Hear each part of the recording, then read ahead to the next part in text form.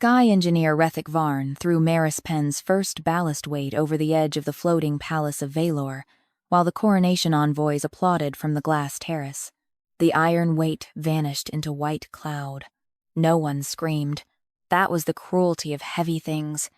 People only feared them when they fell on something beautiful. Maris stood beside the open ballast rail with rust dust on her palms and chain marks pressed into her sleeves. The wind tore at the loose strands of her dark hair, whipping them across her face. But she did not step back from the empty hook where the weight had hung since before dawn.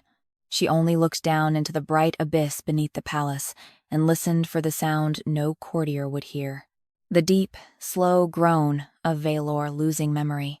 Rethik lifted the second weight with a crane hook polished for the ceremony. "Behold," he called, turning toward the envoys in their silk sky. "Masks. How the reign of Dragon King Odran Khaire begins.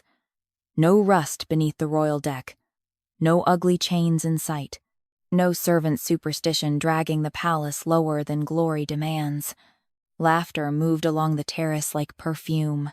The floating Palace of Vaelor gleamed above the clouds, a city of white spires, blue glass bridges, hanging gardens, and golden dragon ribs curved around its underside. Music drifted from the coronation court. Envoys from cliff kingdoms and sky islands watched beneath pearl canopies. Noble women leaned over the rails to see the iron weights cast down like shame being removed from a body. To them, the ballast deck was the palace's embarrassment. A lower rim of black iron, soot, wet rope, salt-stained hooks, and heavy counterweights hidden beneath all the beauty. Servants walked there, chain-keepers bled there. Maris had slept there more nights than she had slept in any proper room, waking each hour to listen for the palace's tilt and adjust the weights before old Dragon War currents pulled Vaelor across forbidden air. But no one above the cloud line honored what kept them from falling. They honored spires. They honored silk. They honored the illusion that floating meant freedom from weight. Maris stepped toward Rethik. "Do not release the eastern row." Rethik smiled without looking at her. "The eastern row is the worst of it. It holds the palace against the Ashen Drift." A murmur passed through the envoys. The name still carried old war in it. An invisible air current left from the age when dragons burned cities out of the sky. No palace crossed it willingly. No sane engineer built toward it. No coronation court spoke of it, while foreign witnesses stood within hearing. Rethik turned then, his silver engineer collar flashing in the sun. Maris Penn, chain servant of the lower rim, mistakes grime for knowledge. The laughter returned, sharper this time. Maris felt it strike and pass. She had survived years of prettier cruelty. She was the woman who carried iron through narrow maintenance ribs, while ladies complained the floor hummed beneath their slippers. The woman who tightened chains during storms while nobles prayed to dragon gods in warm chapels. The woman whose hands smelled of rust, oil, and old cloud water no matter how hard she scrubbed. Odran Khaire had not spoken yet. The Dragon King stood at the head of the glass terrace in obsidian coronation armor, his black cloak moving behind him like folded wings. He was tall, broad, and still in a way that made the entire court feel temporary around him. Gold dragonfire lived low in his eyes, controlled but never gentle. A crown of dark metal rested against his brow, shaped like talons closing over the sky. Maris had seen him only from below before this day, through maintenance grates, across wind shafts. Once, in the deep night, standing alone beneath the western stabilizer, his hand pressed to the palace wall, as if he could feel something inside it calling back. Now his gaze moved from the missing weight to her rusted hands. For one breath, Maris thought he might ask why she knew the eastern row mattered. Then Rethik bowed. "Majesty." The envoys requested a clear, lower profile before the coronation ascent. Vaelor must appear flawless when it rises above the cloud crown. Odran's jaw tightened. And the weights? Ceremonial excess from old fear. We have refined lift engines, polished wing, ribs, And stabilizer fins now. Rethic's smile widened. The palace no longer needs servant iron. Maris said. The palace was not balanced by beauty. The court went quiet, not respectful, offended. Rethic's eyes narrowed. Speak only when called. Maris looked at the empty hook. Then call the wind before it answers without permission. A nobleman laughed under his breath. She threatens the sky now. Odran looked at her fully. The force of his attention was worse than mockery. His dragon blood filled the air around him, hot and old, pressing against every breath on the terrace. Maris felt the palace answer him beneath her soles. A faint golden tremor through glass. Eager, unstable, proud. That was the danger. Vaelor did not merely float for its king. It leaned toward him. And when Odran's dragon heart stirred near old war currents, the palace tried to follow whatever ancient fire his blood remembered. Why? Odran asked. Would the wind answer? Rethic stepped in before Maris could speak. Majesty, lower deck workers live too close to groan lines. They hear every cable and call it prophecy. Maris did not look away from Odran. The eastern row must stay. Rethic's smile vanished. Enough. He signaled the crane. The second weight dropped. The chain snapped upward with a horrible, clean sound. Maris flinched despite herself. Odran saw it. Rethic saw him see it. So he gave the command that would make her look smaller. Clear all visible weights from the coronation side. Let the envoys see Vaelor unburdened. Maris turned cold. All of them. Rethic leaned closer. All the ugly ones. The lower deck workers hesitated, looking at Maris before looking at the king. That was her mistake. The court noticed. Rethic noticed most. You see, he said. She has taught them fear of chains over obedience to crown. Odran's gaze hardened. There it was. The trap. Not balance now. Authority. Maris felt the whole terrace tilt toward the king's pride, just as surely as the palace tilted toward bad air when a weight was missing. Odran looked at the rows of iron, then at the envoys, watching for any sign that the new Dragon King could be governed by a rust-handed servant. Remove them, he said. For one breath, Maris heard nothing but cloud wind. Then the hooks opened. One by one, the sky ballast weights fell. Black iron vanished into white cloud. Chains whipped upward. The underside of Vaelor groaned, like an animal forced to stand on broken legs. The court applauded. Maris did not move. She was counting. 3 eastern, 2 lower rim, 1 under servant quarter, 1 beneath the throne deck. Too much. Far too much. The palace shuddered. A goblet slid across a silver table and struck the terrace rail. The music faltered. Rethic laughed too loudly. Lift adjustment. Perfectly ordinary. Then the glass terrace leaned. Not enough to throw nobles down. Enough to make every silk-robed envoy grab for the rails. Far below, something rose through the clouds. At first, it looked like blackbirds. Then, iron. The discarded ballast weights climbed out of the white abyss, glowing with old blue runes no ceremonial engineer had ever polished into them. They did not return to their hooks. They hung in the air beneath the tilting palace, all 7 of them turning slowly until their chains pointed like accusing fingers toward Maris Penn. The court stopped breathing. Across the underside of Vaelor, a blue warning burned through the golden ribs.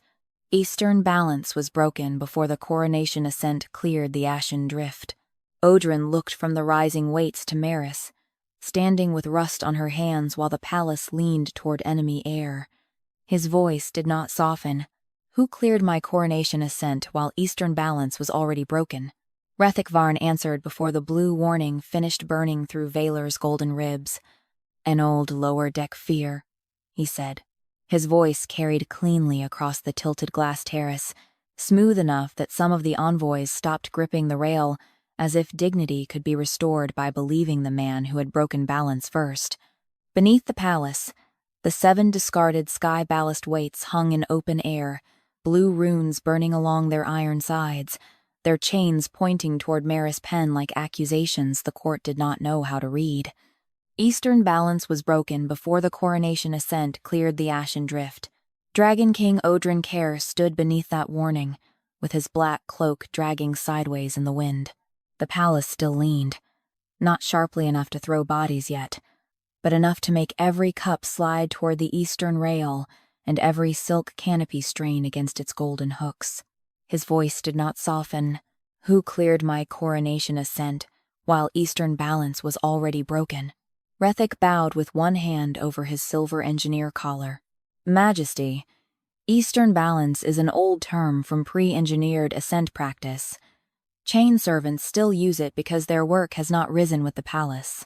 Modern stabilizer fins correct eastern drag automatically.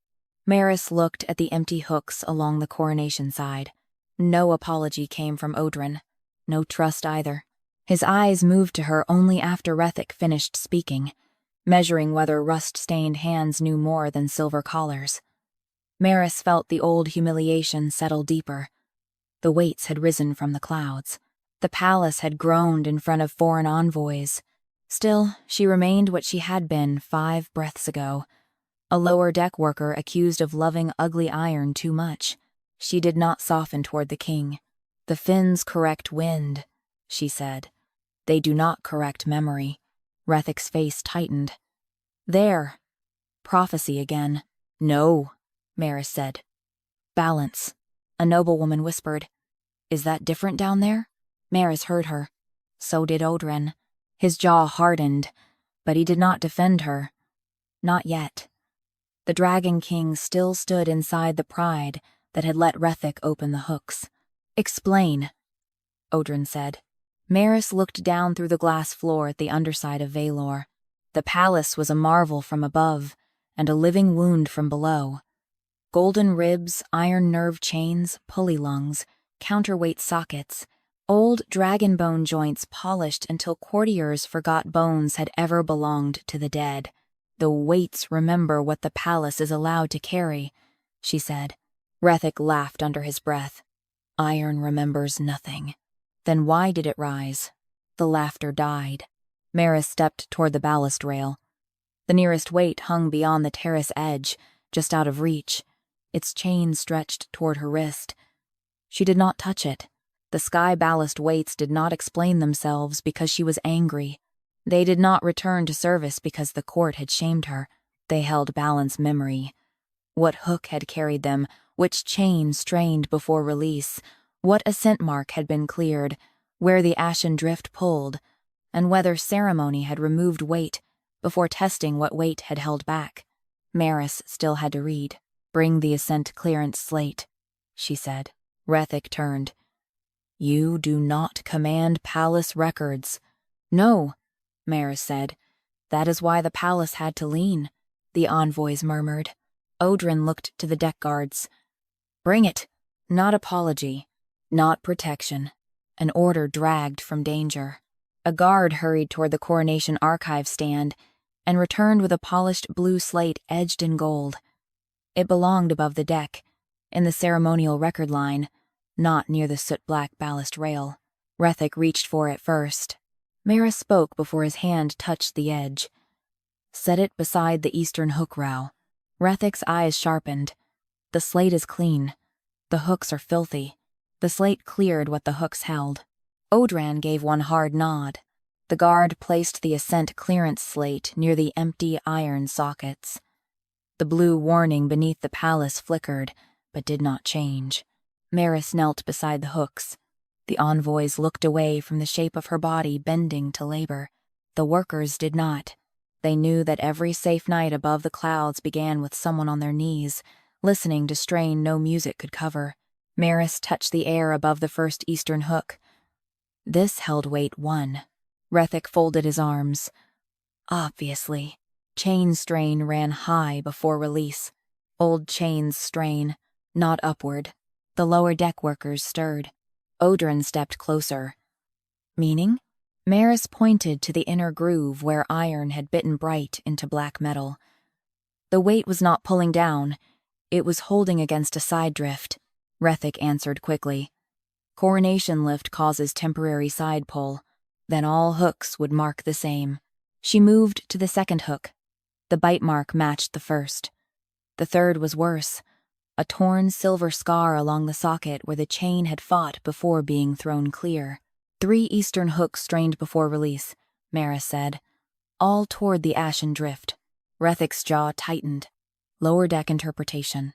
Maris looked at the ascent slate. Clearance mark. The record guard swallowed. Coronation ascent cleared at Crown Bell. Maris did not touch the slate. Eastern ballast test? No one answered. She looked up. Odran's face had gone very still. Rethik said, the test was unnecessary under ceremonial ascent exemption. Maris turned toward him slowly. There is no exemption from balance. Engineers may waive lower deck routines for royal display. You waived the test before you released the weights. I waived outdated procedure. Maris stood. The wind dragged at her sleeves. The palace tilted another inch, enough for one pearl canopy to rip free and vanish into cloud. The court gasped. Maris did not. She was counting again. Not weights now. Mistakes. Eastern chain strain. Ascent clearance mark. Ashen drift pull. Ceremonial weight release order. No completed ballast test. She looked at Odran. You did not rise because you were weightless. You rose because we kept choosing what you were allowed to carry. The words struck the terrace harder than the lean. Odran's eyes flashed with dragon fire. Not at her, not fully, but at the truth entering a place built for splendor. Rethik stepped forward. Majesty, if we allow a chain servant to overturn clearance in front of foreign envoys, Vaelor will look unstable. Maris looked past him to the leaning palace ribs. Vaelor is unstable. Rethik's left hand closed around the edge of his engineer collar. Small. Faust. Odran saw it. Maris saw him see it. Only then did the nearest floating weight move. Not back to its hook. It turned in the air, blue runes brightening along its rusted face. The other 6 followed, their chains tightening toward the eastern row. A thin blue light ran from hook scar to hook scar, crossed the ascent slate, and sank into the gold clearance mark. The slate cracked through the center, not destroyed, opened. Beneath the ceremonial clearance seal, an unfinished line appeared in old blue script. Maris read it aloud. Eastern ballast test pending. The words passed through the terrace like cold wind through silk. The blue runes beneath Vaelor burned brighter and wrote the next warning across the golden ribs. Coronation ascent was cleared before Eastern ballast test was completed. Odran looked from the cracked slate to Rethik Varn. His voice did not soften. Who signed beauty over balance before my palace entered war air? Rethik Varn did not look at the cracked ascent slate when the Dragon King asked who had signed beauty over balance. He looked at the envoys. That was how men like him survived falling palaces. They did not answer danger first. They answered audience. Majesty, he said, voice smooth over the growing groan beneath Vaelor's golden ribs. The coronation profile was approved under royal display protocol. Foreign courts do not respect a palace that arrives wearing its underworks like beggar chains. One of the cliff envoys tightened her grip on the glass rail. No one applauded now. The terrace still leaned eastward. Not violently, not yet. But every hanging garden tilted toward the cloud edge, every pearl canopy pulled tight against its hooks. Every goblet and ceremonial blade had begun to creep across polished tables, as if Vaelor itself were trying to leave the coronation. Beneath the palace, 7 sky ballast weights hung in the open air, blue runes burning in old iron. Maris Penn stood beside the empty eastern hook row with rust on her hands and wind tearing at her sleeves. Dragon King Odran Khaire turned his head slowly toward Rethik. I asked who signed it. His voice did not soften. Rethik bowed. I did. Under authority granted to the Sky Engineering Office. A murmur moved through the court. There. A clean answer. official enough to calm those who wanted the palace to feel governed again. But Maris heard what had been left outside it, under authority. Not after test, not after strain. Not after the lower deck confirmed the palace could carry the beauty Rethik wanted above the clouds. She looked at the cracked ascent slate, where old blue script still glowed beneath the ceremonial seal. Eastern ballast test pending. "Bring the ceremonial weight release order," she said. Rethik turned sharply. "You have no standing to demand coronation orders." "No," Maris said. "I had standing under the hooks until you emptied them." The lower deck workers behind her did not speak, but several lifted their chins. Odran noticed. Rethik noticed him noticing. The Dragon King looked to the deck guards. "Bring the order. Not apology. Not trust.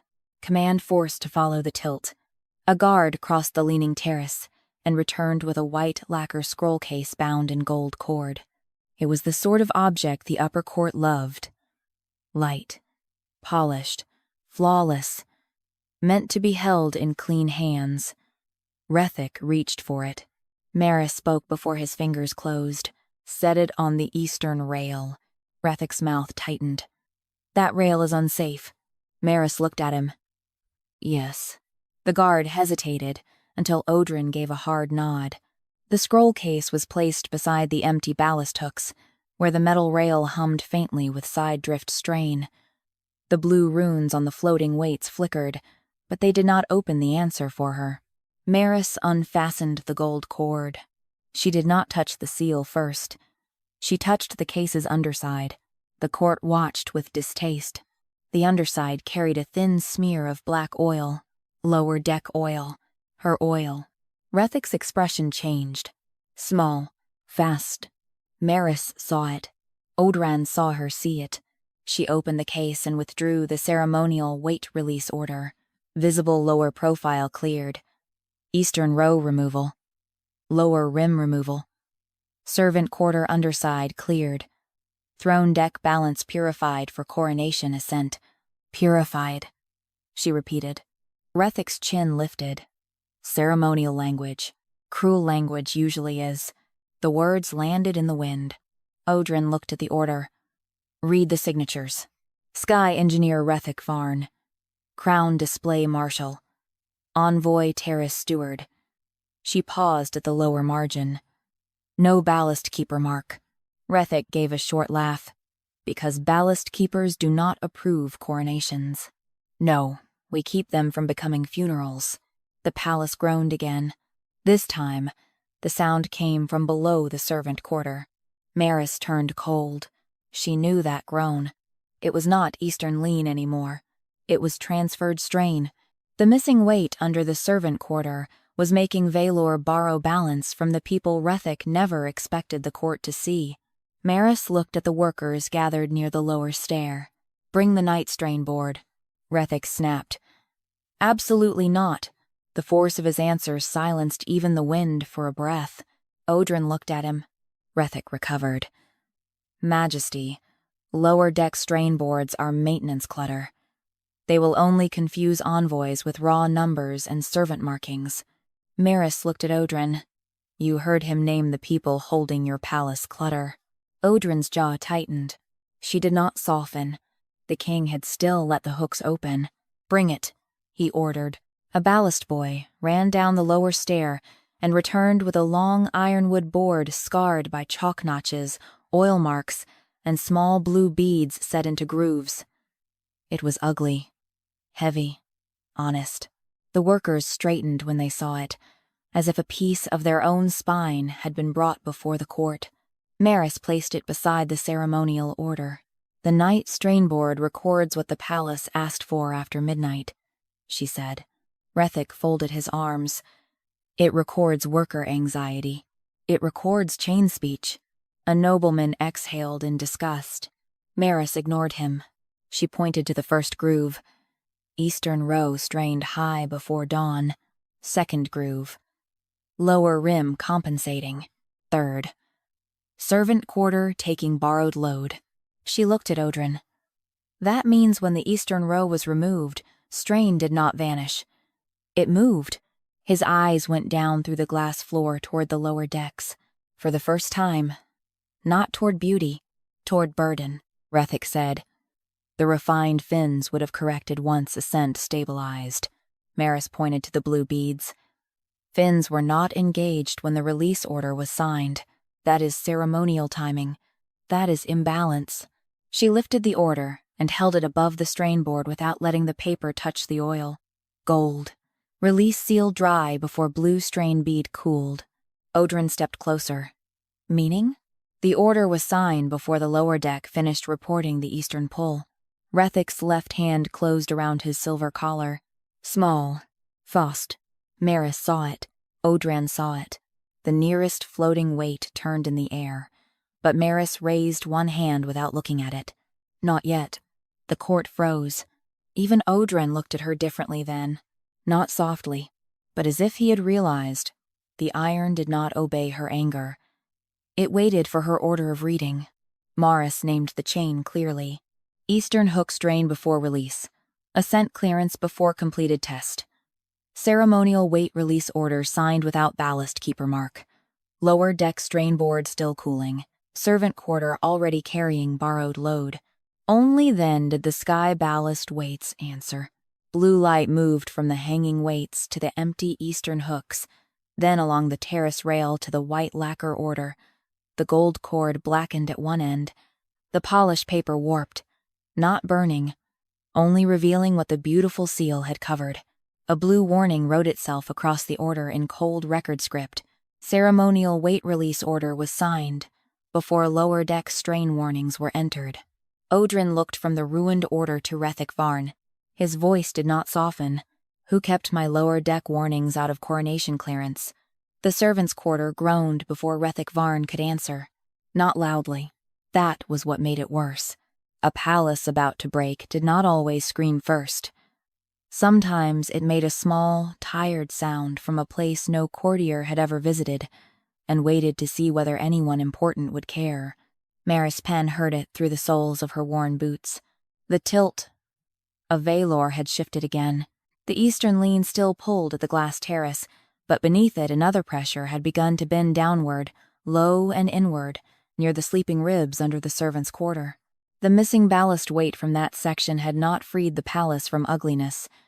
It had made the palace borrow strength from the people who lived closest to the chains. The envoys looked up at the shining spires. Maris looked down. Dragon King Odran Khaire saw her do it. Rethik saw him see it, and spoke quickly. Majesty, lower deck warnings are not excluded from clearance. They are sorted. Many are repetitive strain complaints made by workers who do not understand refined stabilizer timing. Maris turned toward him. A beam does not repeat itself because it wants attention. It repeats because no one answered the first crack. The nearest lower deck worker lowered his eyes, as if even that truth might be punished. Odran stood beside the ruined ceremonial order, black cloak dragged by the eastern wind, dragonfire low in his eyes. He did not look at Maris gently. He did not apologize for the weights hanging useless beneath the palace instead of on their hooks. His voice stayed cold. Who kept my lower deck warnings out of coronation clearance? Rethik bowed. No one kept them out. The Sky Engineering Office reviewed them and judged them non-critical. Reviewed by whom? Maris asked. Rethik's eyes narrowed. By engineers. Not by ballast keepers. Ballast keepers maintain iron. They do not judge palace ascent. Maris looked at the 7 glowing weights beneath the terrace. And yet the iron is judging yours. A few envoys whispered. Rethik's mouth tightened. The palace groaned again. This time, one of the golden floor seams near the servant stair shifted with a soft metallic click. Far below, someone shouted. Not from the terrace. From under it. Maris moved before anyone gave permission. Rethik stepped into her path. You will not leave while records are under review. She looked at him. There are workers under that sound. There are kings and envoys on this deck. Yes, Maris said. They have railings. The line struck harder than she intended. Odran's gaze flicked to the servant's stair, then back to Maris. The force in his eyes was not softness. It was calculation shaken by something inconveniently human. "Bring the servant's quarter-strain ledger," she said. Rethic's answer snapped out. "That ledger is below. Then send someone who still remembers the way." The lower deck workers stirred. Odran gave one short nod to a guard. "Bring it." Not apology, not trust, but not refusal. The guard disappeared down the narrow stair. The wait lasted only moments, but in a tilting palace, moments were long enough for fear to become visible. The glass terrace leaned another breath east. A pearl cup slid from a tray and shattered. One of the foreign envoys cursed in her own language and clutched her sky mask to her face. Rethic forced a smile. "Stabilizer adjustment." Maris did not look at him. "Borrowed load," Odran heard her. "Meaning?" "When a removed weight leaves a section unheld, Vaelor borrows balance from the nearest heavy quarter." She looked toward the servant stair. "Servants sleep low because the court prefers weight beneath beauty," Rethic said. "The servants' quarter is reinforced for ordinary night drift, not coronation ascent over the Ashen Pull." The guard returned, carrying a narrow ledger bound in black iron rings. It was stained with oil, cloud water, and hand marks. No gold cord, no lacquer case, no polished seal. The envoys leaned away from it, as if grime could climb. Maris took one step toward it, then stopped. "Set it beside the lower hook socket," she said. Rethic exhaled sharply. "Everything need not touch a hook. Everything this morning has been saved by one." Odran looked at the guard. The ledger was set beside the empty servant quarter hook, where one of the 7 missing weights had once held Vaelor's low inner balance. The blue runes on the floating weights pulsed once, then waited. Maris knelt beside the ledger, again, on her knees before people who only looked down when danger forced them. She opened to the last night entry. 3rd night bell. Servant quarter vibration after eastern pull. Rethic said. Common in wind change. 4th night bell. Worker bunk slid half a hand toward east wall. A lower deck woman behind Maris nodded before she could stop herself. Rethic's eyes cut to her. Unverified. Maris continued. 5th night bell. Bread ovens cracked along the inner floor seam. Chainkeeper requested ballast returned to servant. Quarter socket before ascent. Odran looked at the lower deck woman. Was that request sent? The woman swallowed. Yes, Majesty, Rethic said. It was received as a maintenance note. Maris looked at the next column. No, it was relabeled. The terrace went quiet. She pointed to the margin where a blue balance mark had been scraped thin and replaced with silver engineer ink. Original entry, load warning. New entry, comfort complaint. The lower deck workers went still in the way people go. Still when someone finally says the exact shape of their humiliation aloud. Comfort complaint. As if they had reported a draft. As if sliding bunks, cracked ovens, and bending floor seams were servants whining because the palace did not pamper them. Odran's face changed. Small. Hard. Maris did not look grateful. He was only now learning the language of harm his palace had spoken for years beneath his feet. Who changed the entry? He asked. Rethic answered evenly. Classification marks are administrative. Maris turned the ledger toward the missing hook socket. Then why is engineer silver over fresh blue?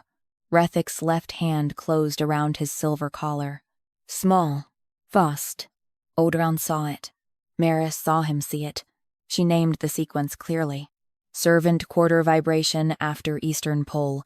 Bunks sliding toward east wall. Ovens cracking at inner seam. Ballast return requested before ascent. Load warning relabeled as comfort complaint. Ceremonial clearance signed without this entry. The sky ballast weights did not speak before she finished. Only then did the weight that belonged to the servant's quarter turn slowly beneath the clouds. Its chain pointed not toward Maris this time, but toward the lower stair. Blue light ran from the iron weight to the empty hook socket, then into the ledger margin where silver ink had covered blue warning. The silver ink blistered. A cold blue sentence appeared across the page. Servants' quarter load warning was relabeled before coronation clearance reached the throne deck. The palace groaned again. This time, the sound came from beneath the royal dais itself. Maris Rose. Her face went pale, but her voice did not shake. The borrowed load has reached the throne deck. Odran looked from the glowing ledger to the crown dais, where envoys stood in frightened silk. His voice did not soften. Who moved danger upward after calling my workers warning discomfort? The royal dais made a sound like a crown cracking in the dark. It was not loud enough to send envoys screaming. It was loud enough for every person on the glass terrace to remember that the throne deck was still part of the same palace as the lower ribs, the servant bunks, the iron hooks, and the ugly weights they had applauded falling through cloud. Maris Penn turned toward the dais. A hairline fracture had opened beneath the obsidian throne platform. Gold inlay split across the floor in a thin, jagged line, running from the dragonfoot steps toward the eastern rail. The pearl canopies shuddered. The coronation musicians lowered their instruments. Silk-robed envoys backed away, as if beauty itself had betrayed them. Sky engineer Rethik Varn spoke before the fear could find its own name. "Royal resonance," he said. "The throne deck is adjusting to altered lift tone." Maris looked at him. "Altered lift tone," she repeated. Rethik's eyes hardened. "Do not make crude echoes of engineering terms. You do not understand. I understand when a deck borrows from people beneath it, until the borrowing reaches the throne." Dragon King Odran Khaire stood between the cracked dais and the open sky, black coronation armor catching blue light from the floating ballast weights. He looked down through the glass floor as if he could finally see the palace under the palace. His voice did not soften. "Who moved danger upward after calling my workers warning discomfort?" Rethik bowed, but the movement was shallower than before. "No one moved danger. The throne deck is reinforced above any lower strain. It carries foreign envoys, ceremonial guard, royal banners, and the dragon crown itself. It is designed to absorb imbalance." "From where?" Maris asked. Rethik looked at her with quiet fury. "What? If it absorbs, it takes." "From where?" The terrace fell silent. That was the question beauty never liked. It loved words like rise, grace, refinement, elegance, ascension. It hated the simple language of taking. Maris moved toward the eastern stair. Rethik stepped sharply after her. "Where are you going?" "To the servants' quarter. The throne deck is cracking." "Yes," Maris said, "because the servants' quarter is still holding it." A murmur went through the envoys, offended not by danger, but by the suggestion that their polished deck depended on a place where workers slept. Odran looked at the stair. "Explain." Maris did not soften toward him.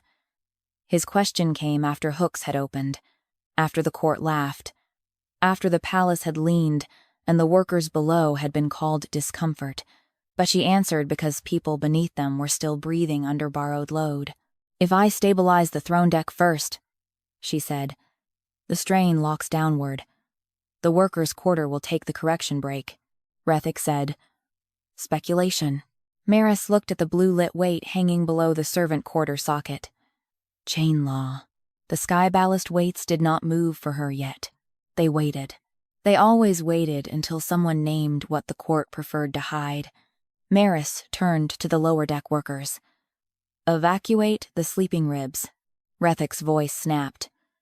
"No one leaves post during coronation ascent." Maris did not look at him. "Move them." The workers hesitated, torn between the woman who knew the groan lines and the engineer whose seal could strip rations, housing, and names from the labor rolls. Odran saw the hesitation. So did Maris. That, too, was a record. "She gives them orders now?" Rethik said. "Majesty, if servants begin running through the palace while envoys stand on the throne deck, Vaelor will look doomed." "Vaelor is drifting toward war air," Maris said. "It can survive looking ugly." A breath passed. Then Odran looked to the guard captain. Evacuate the sleeping ribs. Not apology. Not trust. But the command moved. Lower deck workers broke from the terrace line and disappeared down the stairs. Through the glass floor, Maris saw shadows moving below. Cooks, chain boys, laundry women, rope keepers, old stabilizer hands, dragging children from bunks too close to the eastern wall. The palace groaned again as weight shifted through its body. Rethic's face stayed still, but his left hand closed at his side. Small, fast. Odran saw it. Maris saw him see it. She crossed to the throne dais and knelt beside the fracture. The court recoiled from the sight of her rust-stained hands near the coronation steps. Even now, with the floor cracked, they disliked seeing the lower deck touch the throne. "Bring the throne load register," she said. Rethic answered too quickly. "The throne load is ceremonial. Then it should be easy to read." Odran turned to a steward. "Bring it." The steward looked at Rethic first. Maris noticed. Odran did too. His dragonfire eyes cooled into something sharper. "Bring it to her." The register arrived, bound in white dragonhide with gold corners, immaculate and perfumed. It looked nothing like the servant's quarter ledger. It looked like a document meant to be admired before it was believed. Maris set it beside the cracked dais. The ballast weights pulsed once beneath the terrace, then waited. She opened the register. Throne deck ceremonial load, crown dais, envoy platforms, glass expansion galleries, victory canopy anchors, upper garden extensions. She stopped. "Glass expansion galleries?" Odran asked. Rethic's expression did not change. "Temporary additions for coronation spectators." Maris looked across the terrace. The envoy platforms glittered beneath silk carpets. Noble balconies had been added beyond the original palace ribs, delicate and beautiful, projecting farther east than the old balance lines allowed. "How many?" she asked. Rethic said, "Within permitted range." That was not my question. Odran looked at the register. "How many?" Rethic's jaw tightened. 4. Maris turned the page. 6. The court went quiet. She pointed to the load marks. 2 hidden under garden extensions. Rethic said, "Noble viewing alcoves. Negligible weight. Nothing is negligible when it hangs east of balance." A low groan answered from below. Maris looked toward the stair. "Are the sleeping ribs clear?" A worker shouted up. "Not yet." Maris closed the register. Rethic blinked. "What are you doing?" "I am not stabilizing the throne deck until the workers are out." The envoys gasped, as if she had threatened the crown. Odran stared at her, not gently, not softly, but as though the entire palace had narrowed to the rust on her hands. Rethic stepped forward. "This is extortion before foreign courts." "No," Maris said. "It is order. People below. Deck above. Crown last." Odran's jaw tightened, but he did not command her to continue. For the first time, he waited. Maris opened the register only when the last worker call rose from below. "Sleeping ribs clear." Then she read again. 6 expansion galleries. 2 hidden under garden extensions.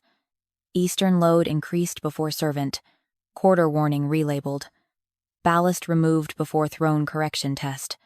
Coronation ascent continued, while lower workers remained inside borrowed load.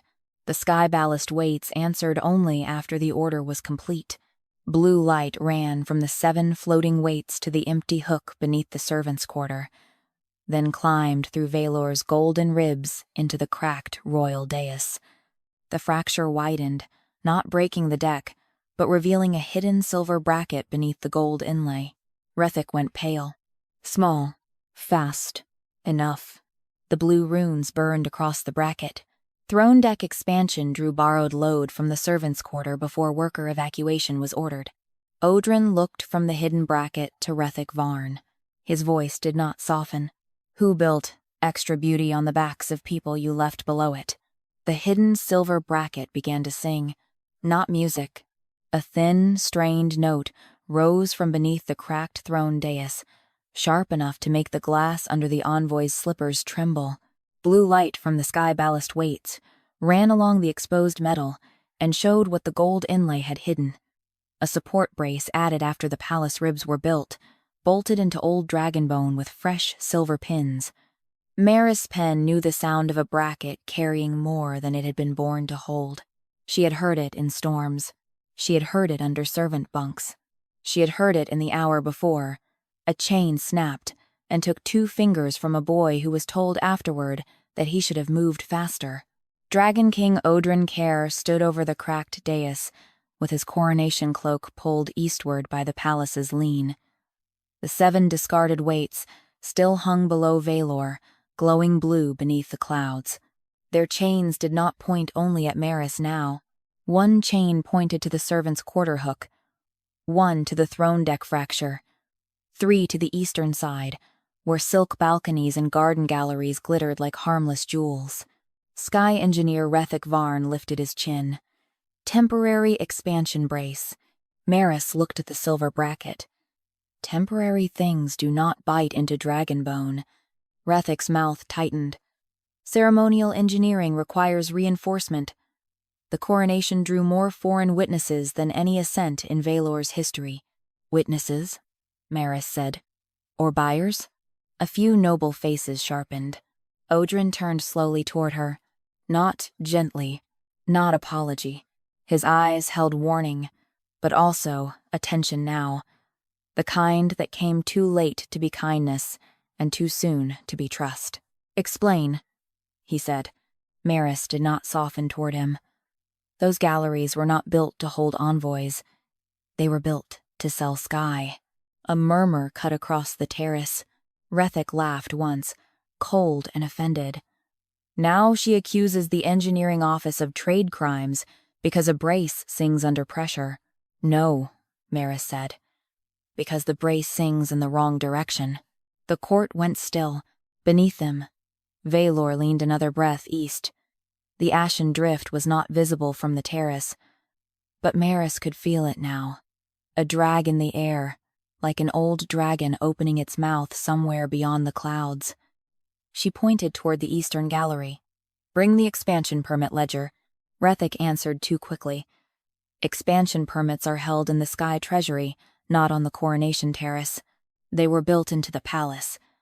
Their weight is standing on this terrace whether the ledger is here or not. Odran looked to his steward. Bring it. The steward hesitated. Not at the king. At Rethik. Odran saw it. Maris saw him see it. The Dragon King's face cooled. Now, the steward fled toward the upper archive stairs. Rethik folded his hands behind his back. Majesty, every addition was approved for ceremonial presentation. No unlawful expansion touches your throne deck. Maris looked at the exposed bracket. Then why does lawful silver hide under gold? Rethik's left hand moved toward his collar. Small. Fast. Odran saw it. Maris saw him see it. The ledger arrived bound in pale blue leather and clasped with white gold hinges. It smelled of perfume, wax, and clean rooms where no one ever heard chain strain. A treasury clerk carried it with both hands, eyes lowered. Set it beside the bracket, Maris said. Rethik's gaze cut to her. It is a treasury record. It bought palace weight. Odran nodded. The ledger was placed near the crack in the dais.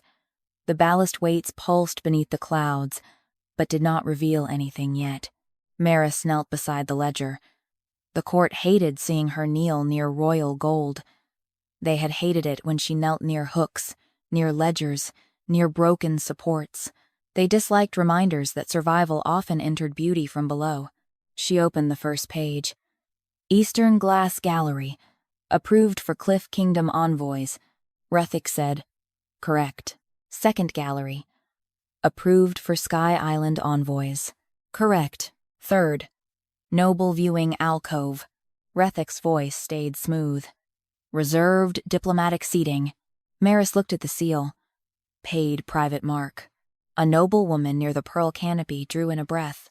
Rethik said, Donations to coronation structure are customary. Customary weight is still weight. Maris turned another page. 4th gallery. Hanging garden extension. Decorative. Load-bearing. She turned another. 5th. Private east balcony. The terrace quieted. Odran's eyes narrowed. Rethik said, temporary. Temporary weight falls permanently if it pulls the wrong rib. The words struck the envoys harder than another groan would have. Maris turned to the last page. There it was. 6th Eastern Gallery. Written beneath garden cover. Its load mark not in blue engineering ink, but in pale ceremonial gold. Gold did not belong in true balance records. Gold celebrated. Blue measured. 6th gallery hidden under garden extension, she said. Rethik's jaw tightened. Minor overlook. No. Maris pointed to the load column. Its weight is split into 3 false entries. Odran stepped closer. Why? So, no single line crosses the ballast limit. Rethik said. The ballast limit was recalculated after modern fin installation. Maris looked at the eastern hooks. Then bring the recalculation slate. Rethik's silence came half a breath too long. Odran's voice cut through it. Bring it. The recalculation slate was not beautiful. It came from the engineering rack. Black glass edged in silver.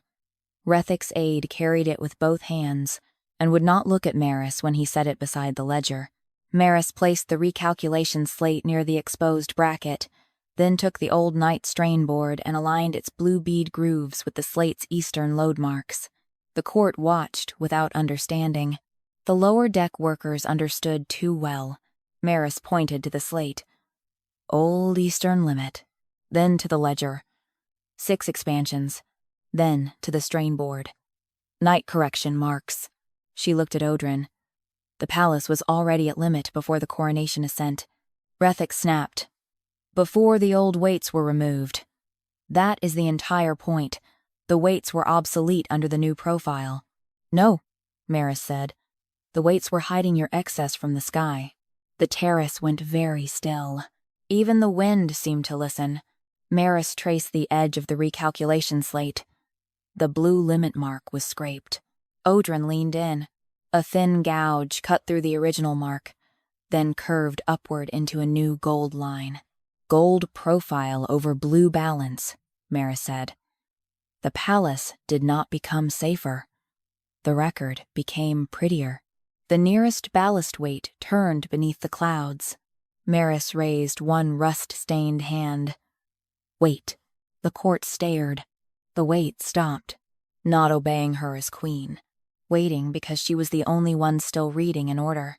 She named the chain. Eastern balance broken before ascent. Ballast test pending. Weight release order signed before lower deck warnings. Servants' quarter load relabeled as discomfort. Throne expansion drew borrowed load from workers. 6 eastern galleries recorded as 4. 6th hidden under garden cover. Blue ballast limit scraped and redrawn in gold. Only then did the sky ballast weights answer. Blue light rose from the 7 iron bodies below the terrace, crossed the eastern hooks, entered the exposed silver bracket, and struck the expansion permit ledger. The pale blue pages warped open. Gold ink lifted from the 6th gallery entry like a mask peeling from skin. Beneath it, a true blue record burned clear. Eastern expansion permits exceeded ballast limit before the sky weights were ordered removed. One of the noblemen on the east balcony stumbled back from the rail.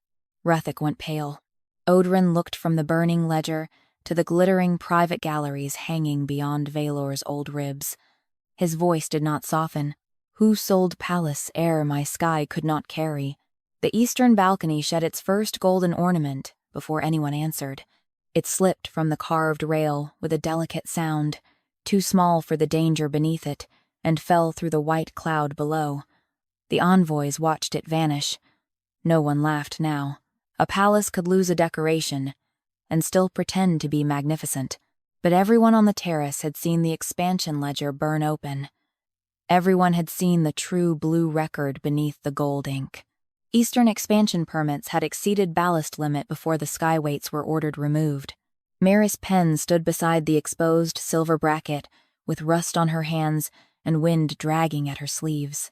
Beneath the terrace, the 7 sky ballast weights hung in the open air like old iron judges, their blue runes pulsing with Vaelor's pain. Dragon King Odran Khaire looked at Rethik Varn. Who sold palace ere my sky could not carry? His voice did not soften. Rethik bowed slowly, but the gesture no longer looked elegant. It looked measured, as though he were deciding where to place the next lie without stepping on the last one. Majesty, he said. Patronage galleries are common during royal ascents. Nobles fund improvements. Foreign houses sponsor expansions.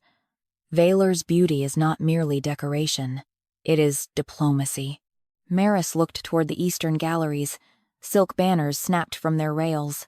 Noble spectators pressed themselves against the inner walls, suddenly aware that the balconies they had paid to occupy extended beyond old dragonbone ribs into air the palace had never promised to hold. Diplomacy does not change weight, she said. Rethik turned on her. Neither does bitterness. The word struck cleanly. Bitterness. As if Maris had spent her life below the palace, not because the court needed her, but because resentment had made her love iron. Odran's eyes moved to her. Not gently, not apology. Still measuring whether her anger might bend the evidence. Maris let him look. She had no softness to offer a king whose palace was leaning, because he wanted envoys to see beauty without burden. Bring the patron contract chest, she said. Rethik's face sharpened. Those are treasury matters. They purchased palace heir. They are not balance records. Everything attached to Vaelor is a balance record. The lower deck workers behind her murmured once. Quiet but fierce.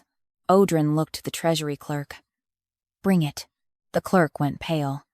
Majesty, the contract chest is sealed under noble privacy. Odran's dragonfire eyes cooled. Open it under royal danger. Not apology. Not trust. But the court felt the shift. Odran was no longer protecting ceremony first. The chest arrived, carried by 2 trembling stewards. It was white cedar, bound in gold bands, each band stamped with noble crests. Maris knew the type. She had seen smaller versions carried into upper halls, while lower workers were told to patch old chain sleeves for another season because there was no budget for iron. Rethik stepped forward. Majesty, if noble contracts are opened before foreign envoys, the court will see disorder. Maris looked at the eastern lean. The court is standing on it. Odran nodded once. The chest was opened. Inside lay folded contracts tied with silk cords, blue for cliff houses, pearl for sky islands, red gold for Vaelor nobles. Beautiful colors. Beautiful lies. Maris did not touch them at once. The sky ballast weights did not rise higher.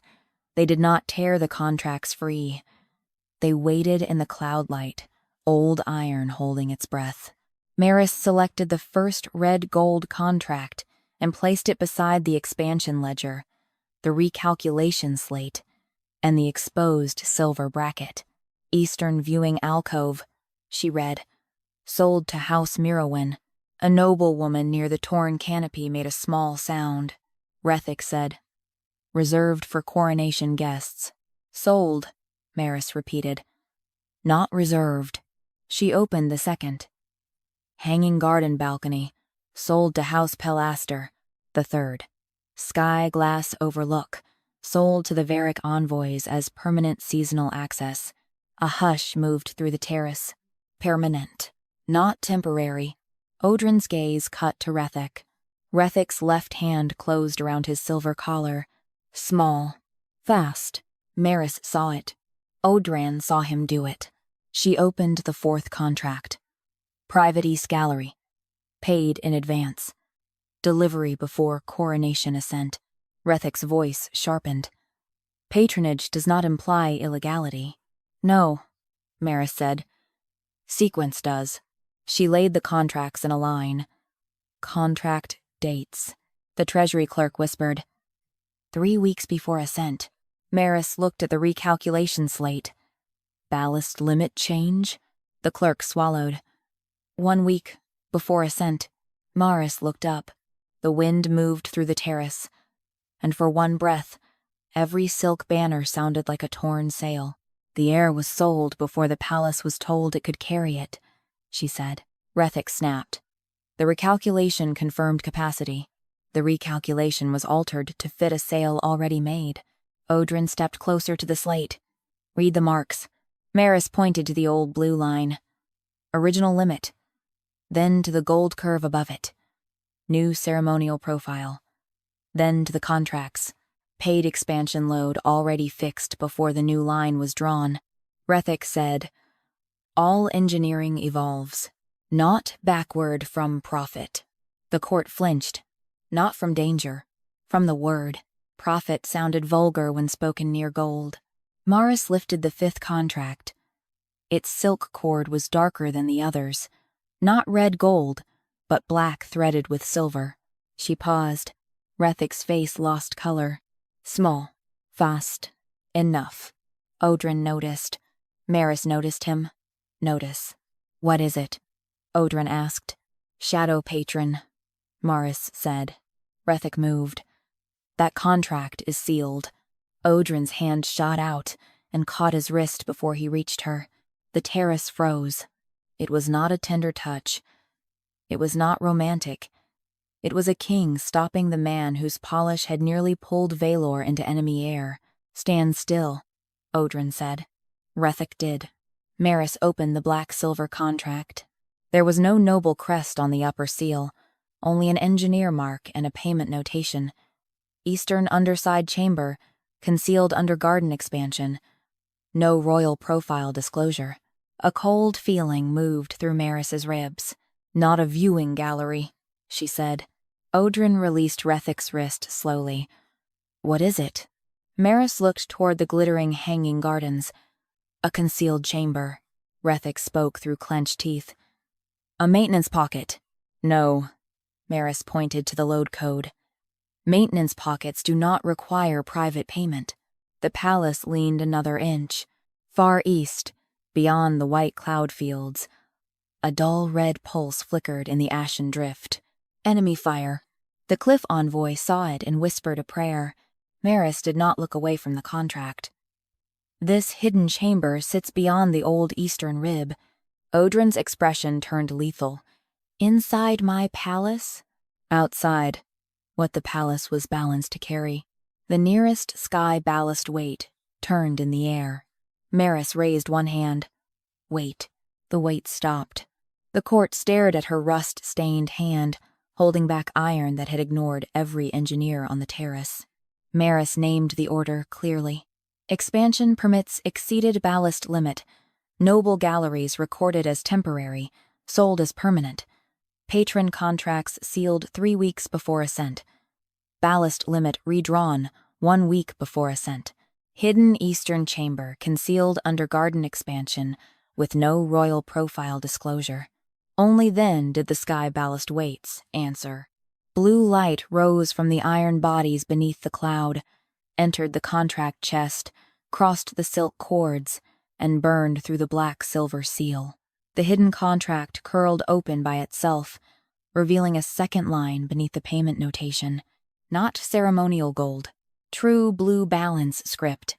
Private Eastern chamber was sold before ballast limits were falsified for coronation beauty. The red pulse in the Ashen Drift flashed again, closer. Odran looked from the hidden contract to Rethik Varn. His voice did not soften. Who bought a secret room inside my palace while my weights were being thrown away? The red pulse in the Ashen Drift answered, before Rethik Varn did. It flashed beyond the cloud bank, dull and distant, then vanished inside the white glare as if the sky had blinked blood. The floating Palace of Vaelor leaned toward it, not with the wild lurch of a broken craft, but with a terrible patience, the way a sleeping dragon might turn its head toward a voice it remembered from war. Every courtier on the glass terrace felt the movement. Every lower deck worker knew what it meant. Maris Penn stood beside the open contract chest with the black-silver patron agreement in her hand, rust dust caught in the lines of her palms. Beneath the terrace, the 7 sky ballast weights hung in cloudlit air, blue runes burning along their iron sides. Their chains pointed east now, not only toward Maris, but toward the glittering garden expansion that hid a chamber no royal profile had disclosed. Dragon King Odran Khaire looked at Rethik Varn. Who bought a secret room inside my palace while my weights were being thrown away? His voice did not soften. Rethik's silver collar flashed as he bowed. Majesty, the chamber is a stabilizer pocket. Private funding allowed the engineering office to reinforce the eastern gardens without burdening the crown treasury. Maris looked at the contract. A stabilizer pocket with no royal profile disclosure. Because it was unfinished. Then why was it sold? The question landed cleanly enough to make the treasury clerk flinch. Rethik turned to the envoys. A lower deck worker mistakes development language for corruption. She has spent her life with chains, and here's crime in every hinge. Maris did not answer him. She looked over the eastern rail. The hidden chamber sat beneath a hanging garden of silver-leaf vines, its underside disguised by blue glass panels and gold cloud filigree. From above, it looked like beauty. From below, Maris could see the weight of it. Wrong brackets, fresh rivets, a long black seam where no seam belonged.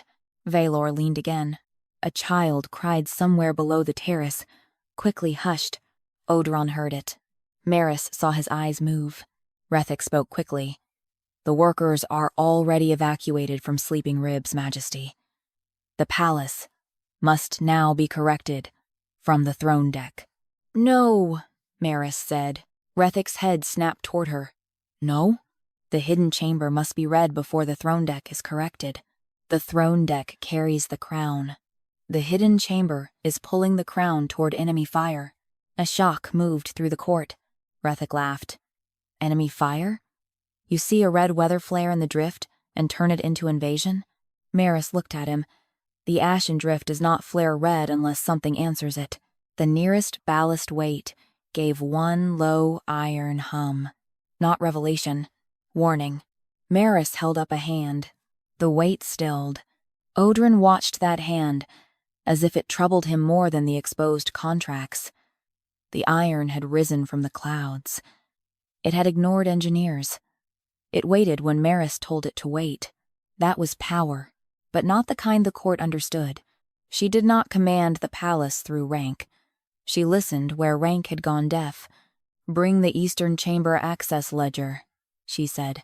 Rethik's face hardened. There is no need. Odran's voice cut colder. Bring it. Not apology, not trust, but the command struck Rethik instead of her now. A guard and 2 lower deck workers crossed the leaning terrace toward the garden expansion. One worker had to crawl along the rail where the slope sharpened. Maris looked toward him before looking at the king. Rope him. Odran gave the order with one gesture. The rope was tied. Rethik's mouth thinned. We are wasting correction time. Maris looked at the cracked throne dais. Correction without cause becomes another cover. The Eastern Chamber access ledger arrived in a narrow black tube sealed with engineer wax. Rethik reached for it. Odran stepped between them. For a moment, no one breathed. It was not tenderness. It was not romance. It was the Dragon King choosing, in front of foreign witnesses, that the record would not pass through the man who had hidden the chamber. Set it before Maris, Odran said. Rethik's face went still. The ledger was placed near the exposed bracket, the expansion contracts, and the recalculation slate. The sky ballast weights pulsed once below the terrace, then waited. Maris opened the tube and removed a strip of black glass etched with tiny blue access marks. Eastern underside chamber. Maintenance entry locked. Garden cover sealed. Inner brace loaded before coronation ascent. Rethik said, Standard. Maris turned the strip toward the light. Access opened last night. A finale inspection. No ballast keeper mark. You were not assigned. Maris looked at him. I was assigned to the weights you threw away. A lower deck worker made a rough sound behind her, quickly swallowed. Maris read the next line. Inner chamber object entered after midnight. Rethic's eyes sharpened. Small.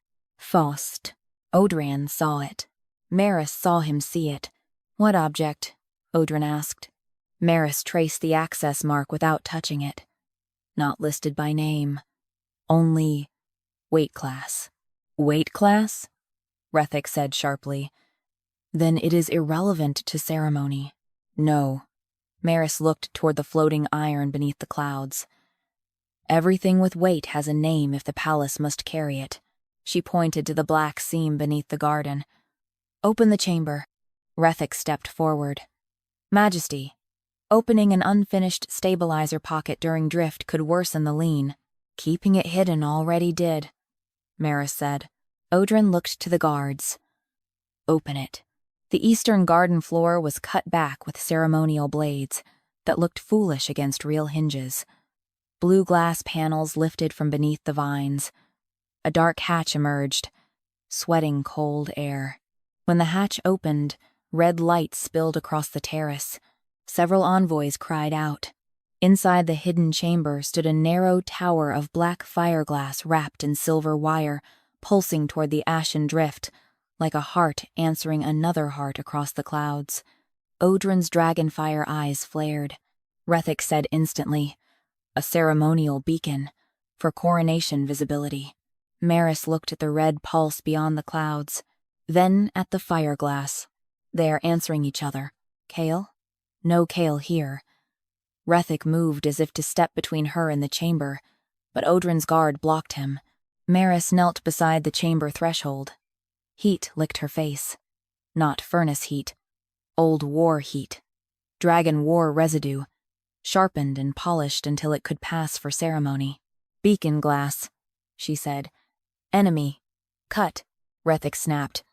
You cannot know that. I have balanced Vaelor through Ashen Nights for 6 years.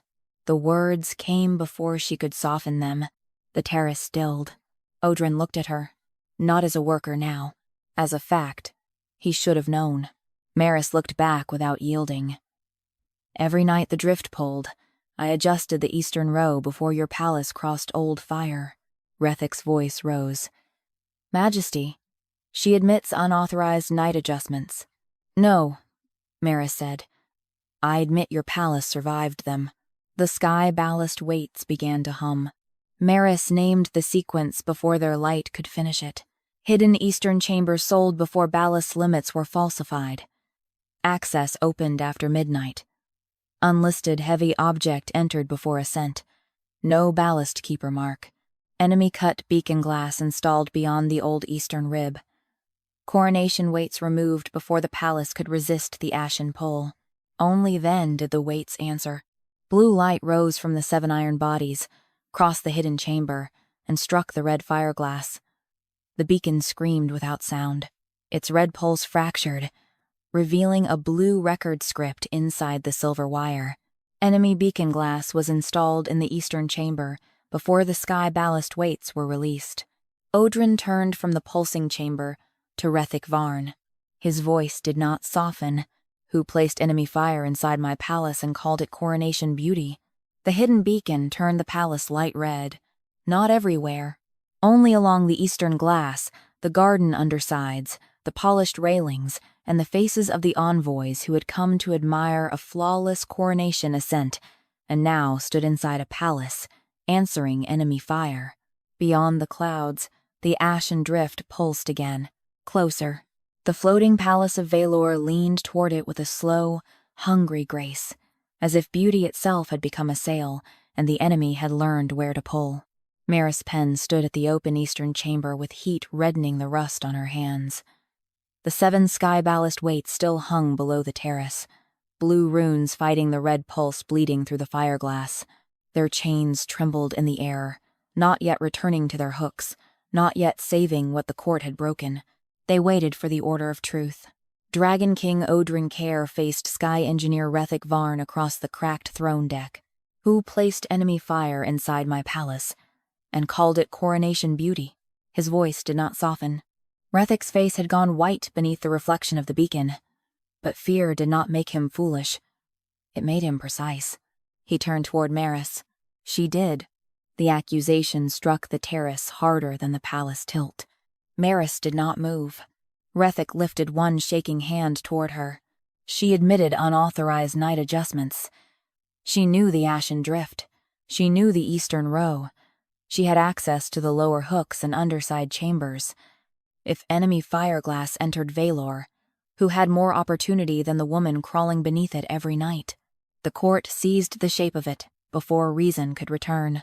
A rust-handed servant, unauthorized adjustments, lower deck access, ugly iron. Suspicion was easier than admitting the polished engineer had sold the sky under their feet. Odran looked at Maris, not gently, not apology, but not away. The red beacon pulsed again, painting his obsidian armor like blood over scales. Maris felt the old tiredness rise in her chest. For years, whenever Vaelor held steady, the upper decks called it engineering. Whenever Vaelor groaned, they looked down and found a worker to blame. "I had access to hooks," she said. "Not sealed garden chambers." Rethic laughed sharply. "Seals can be opened. With what mark? With stolen tools. Then bring the chamber seal key," Maris said. Rethic's eyes narrowed. Small. Faust. Odran saw it. Maris saw him see it. The nearest ballast weight hummed low beneath the terrace. But Maris raised one hand. Not yet. The blue rune dimmed to a waiting glow. That quiet obedience made the envoys stare more fearfully than any flare had. Rethic saw it too, and sharpened his voice. "She commands the old weights, Majesty. Is that not proof enough?" Maris looked at Odran. "If I commanded them, they would already be back on their hooks." The lower deck workers behind her went very still. Odran's gaze flicked to the empty sockets. He understood the cruelty of that answer. The weights had risen. They had accused. But they had not yet restored the palace, because restoration without truth would leave Rethic's hidden chamber intact. "Bring the chamber seal key," Odran ordered. Not apology, not trust, but the order did not strike Maris. It struck the place Rethic wanted hidden.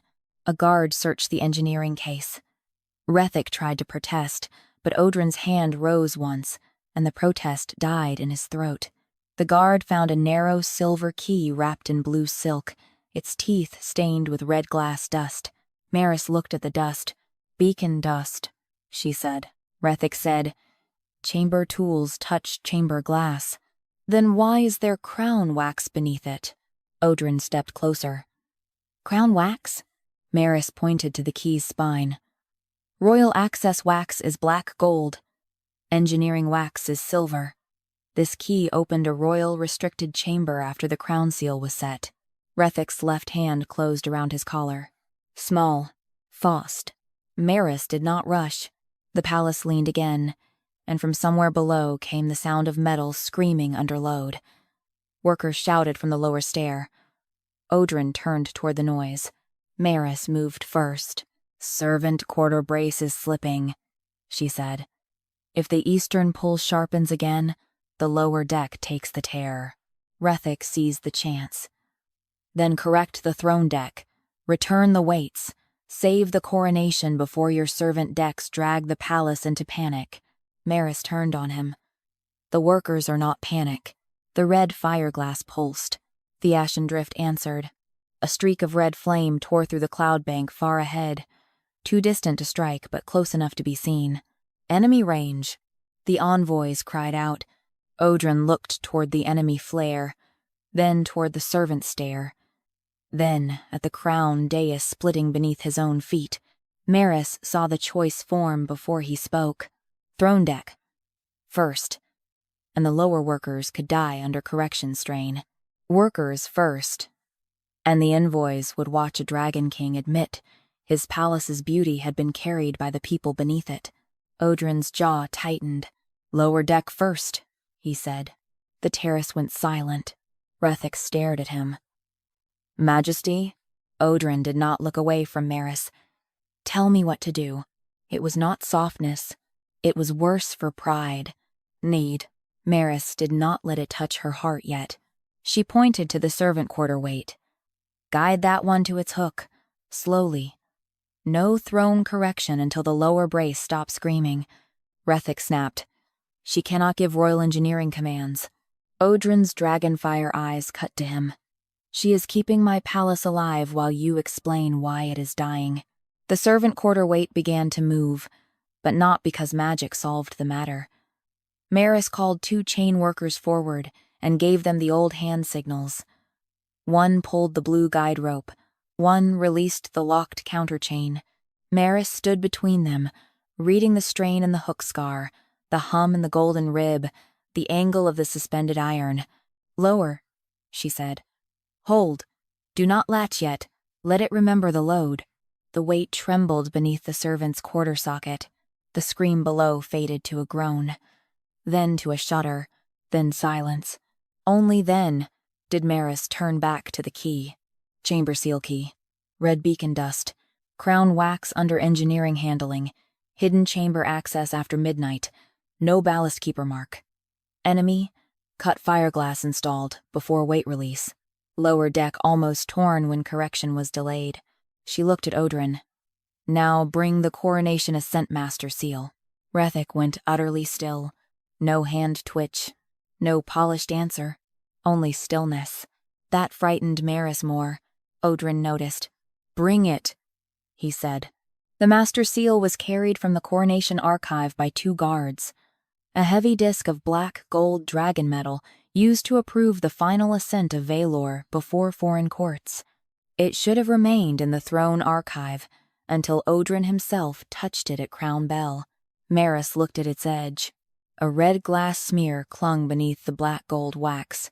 "Beacon dust under the master seal," she said. Rethik's voice came low. "Impossible." "No," Maris said. "Careless." She aligned the master seal with the chamber key, the access ledger, the hidden contract, and the cracked ascent slate. The same key opened the hidden chamber and touched the master ascent seal before coronation clearance. The beacon was not smuggled after ascent. It was built into the ascent approval. The sky ballast weights answered only after the sequence was complete. Blue light rose from all 7 iron bodies. The servant quarter weight stayed half-latched, holding the lower deck steady, while the other 6 turned toward the master seal. Runes burned across the black gold disc, peeling red dust out from beneath the wax like blood drawn from a wound. A blue record script formed around the seal. Coronation master seal was touched by the enemy beacon key before the sky ballast weights were released. The red pulse beyond the clouds flashed again, near enough now that Vaelor's eastern glass rang. Odran looked from the master seal to Rethik Varn. His voice did not soften. "Who opened my ascent to enemy fire before my crown touched the sky?" Enemy fire crossed the first cloud bank. It came as a red spear of light through the white, distant enough not to strike Vaelor yet, close enough to turn every glass panel on the eastern terrace the color of blood.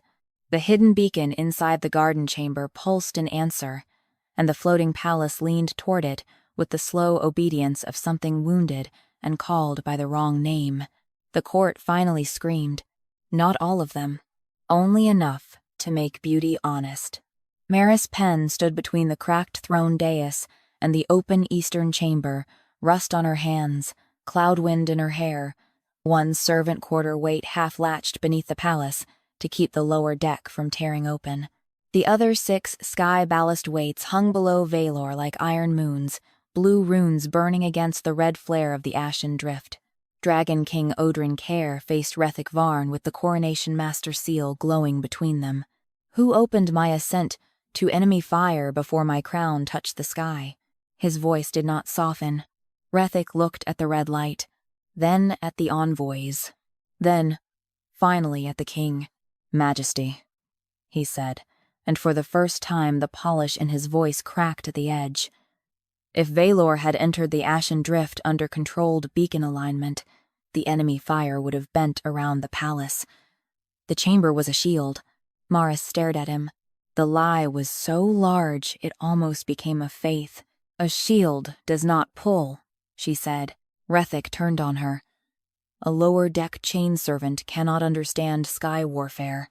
No, Maris said, but I understand when a palace is being led. The red pulse struck again. The eastern gallery shrieked as one of its hidden braces bent. Silk banners ripped loose and vanished into cloud. Noble patrons stumbled backward from the private balconies they had purchased, as if money could no longer make air solid beneath their feet. Odran looked toward the lower stair. Status. A chain worker shouted up. Servants' quarters steady. Throne deck still splitting. Eastern chamber pulling hard. Maris moved to the exposed master seal. Bring Rethek's beacon alignment chart. Rethek stepped forward. There is no chart. Maris did not look at him. Then bring the chart case he has been standing on since the fireglass opened. The court looked down. Beside Rethek's polished boot, beneath the fold of a pale ceremonial cloth, lay a narrow brass case marked with the Sky Engineering crest. He had shifted over it after the chamber opened. Small movements, elegant movements, enough to hide a record from frightened people looking at the sky. Odran saw it. His dragonfire eyes went cold. Open it. Rethek's hand moved. Odran caught his wrist. This time, the restraint was not brief. The Dragon King held him there, while a guard took the brass case and brought it to Maris. Not tenderness, not romance, public choice. The case opened with a hiss of trapped, warm air. Inside lay a black glass chart lined in red and blue. Red for beacon pull, blue for ballast counterhold, gold for ceremonial profile. Maris placed it beside the master seal, the chamber key, the hidden contract, the expansion ledger, and the cracked ascent slate. The sky ballast weights pulsed beneath the terrace, then waited. Maris knelt. No courtier looked away now. The woman they had laughed at for kneeling had become the only person in Vaelor who could make the palace tell truth without breaking it. Beacon alignment route, she read.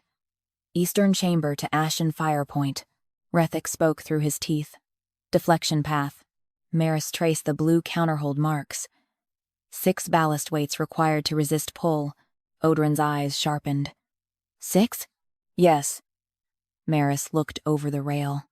The same 6 still unlatched. Rethek said, the old weights interfered with refined beacon shielding. No. They would have stopped the palace from answering it. She turned the chart toward the court. The chart was calculated with weights removed. A sound moved through the envoys. Rethek's voice rose. Because their removal allowed elevation. Because their removal allowed drift. The red fire outside the clouds flared again. Vaelor's eastern glass rang like struck crystal. Maris did not let fear hurry her. Hurry had built this danger. Order would have to dismantle it. She pointed to the lower blue lines. Servant quarter weight marked expendable. The lower deck workers went still. Odran's face changed. Small. Terrible. Maris continued. Throne deck correction delayed until eastern beacon lock. Expansion galleries left in place as stabilizing sail. A cliff envoy whispered, Sail? Maris looked toward the east balconies. He did not only sell palace air, he made it catch enemy pull. Rethek snapped. It would have made Vaelor appear to glide into crown light. It made a Vaelor drift toward fire. The words struck like a final chain falling into place. Maris named the order clearly. Enemy beacon installed in hidden eastern chamber. Master ascent seal touched by beacon key. Expansion galleries sold beyond ballast limit. Sky weights ordered removed. Beacon chart calculated with weights absent. Servant quarter weight marked expendable. Eastern galleries used as sail toward Ashen Fire.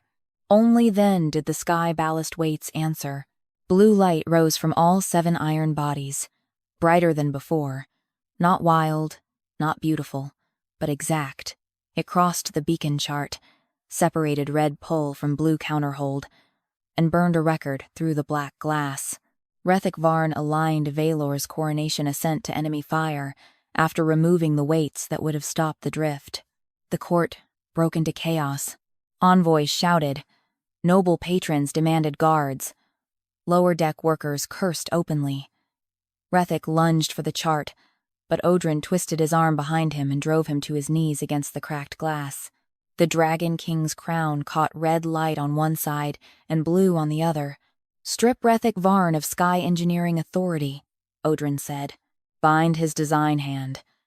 Seal every expansion contract, every beacon record, every ballast waiver, every noble payment tied to Eastern construction. No chamber built beyond Vaelor's ribs remains hidden by ceremony." Rethek laughed once, breathless and bitter. "You will humiliate your reign before foreign courts over a chain woman?" Odran looked at Maris. She did not lower her eyes. His answer went to the whole terrace. "My reign was humiliated when I mistook chain work for ugliness. The words did not heal her, but they changed the air." Maris turned away first. "We are not stable." Odran released Rethek to the guards and stepped back. "Tell me," not command this time. Not quite plea.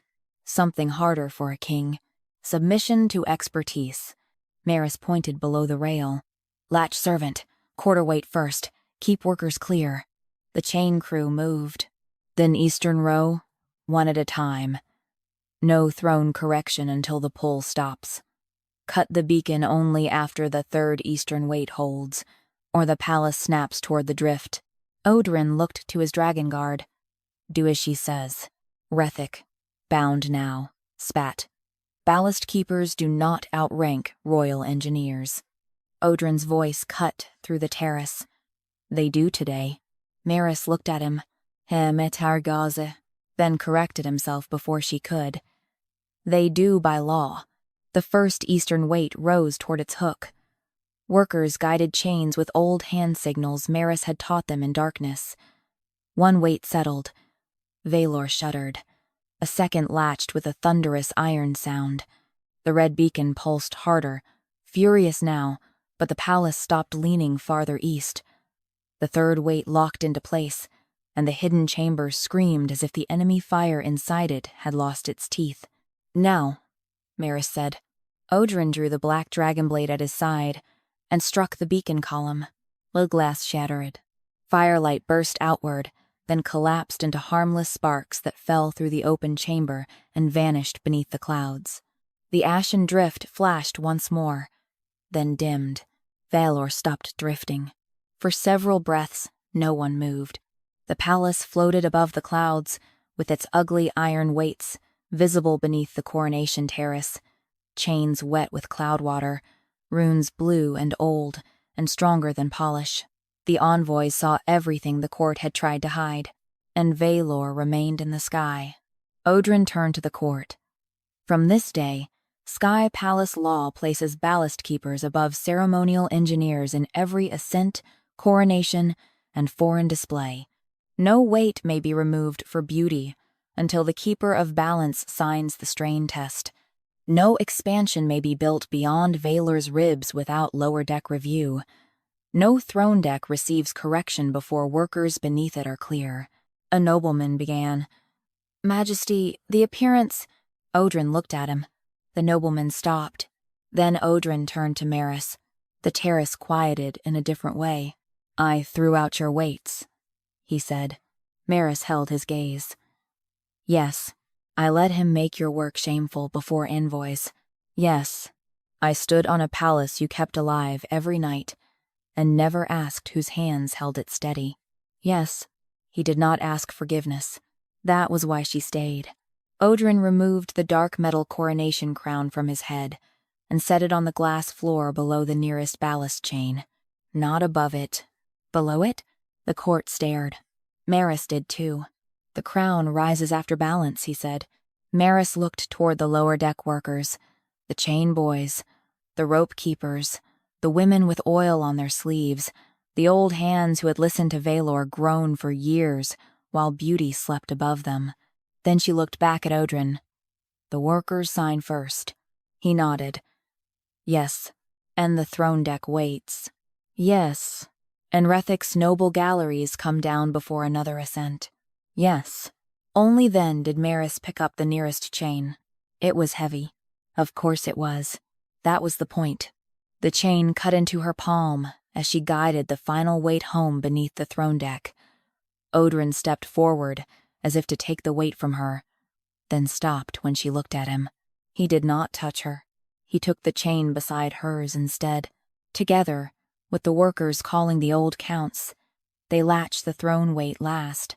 Vaelor settled, not lower. Trua. When the coronation resumed, the glass terrace no longer hid the ballast row. The ugly iron hung visible beneath the royal deck, blue runes glowing like old stars under the palace. The envoys watched in silence as lower deck workers signed the ascent record before engineers, nobles, or crown. Maris signed last among the keepers. Odran signed beneath her name.